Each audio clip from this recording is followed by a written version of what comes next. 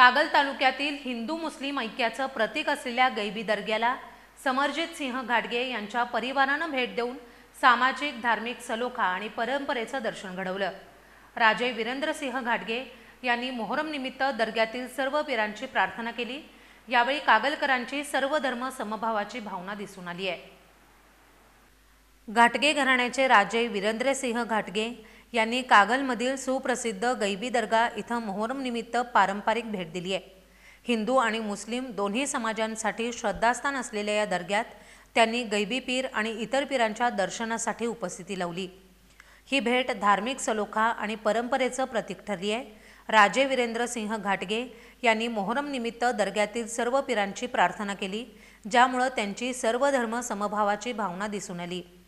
या प्रसंगी त्यांच्यासोबत आसिफ मुल्ला, अजित सिंह घाटगे, प्रमोद कदम, विशाल पाडळकर, संतोष आंबी, बाळू जनवाडे, संजय कांबळे आणि ज्ञानदेव नलवडे आदी प्रमुख मान्यवर उपस्थित होते।